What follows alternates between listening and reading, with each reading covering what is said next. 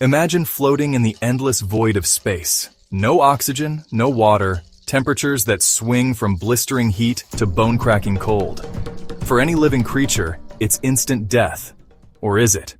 There are a few remarkable survivors on Earth that laugh in the face of the vacuum. These are the ultimate space voyagers, and their stories blur the line between science fiction and reality. Meet the tardigrade, nicknamed the water bear. Barely half a millimeter long, this microscopic powerhouse has a trick up its sleeve: cryptobiosis.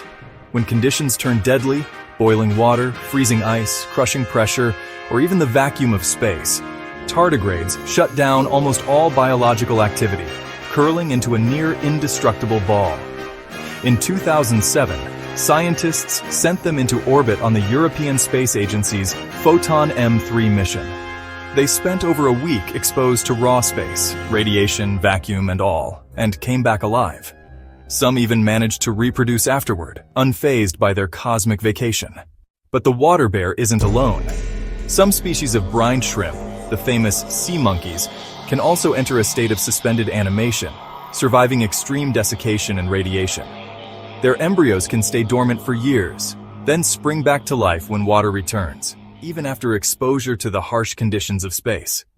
Then there are nematodes, microscopic worms that have survived disasters closer to home. In 2003, the space shuttle Columbia tragically disintegrated during re-entry.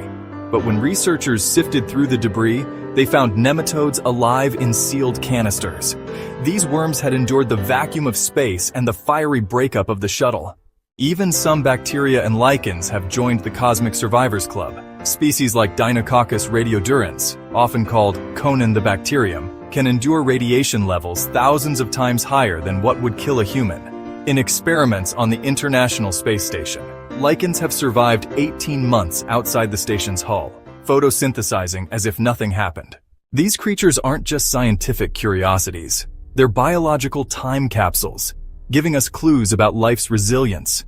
Could organisms like these travel between planets, hitching rides on asteroids, seeding life across the universe? If they can survive space, maybe life didn't just begin on Earth. So next time you gaze up at the stars, remember, we may not be the only travelers out there. Some of the smallest life forms on Earth have already taken their first steps into the cosmos and survived to tell the tale.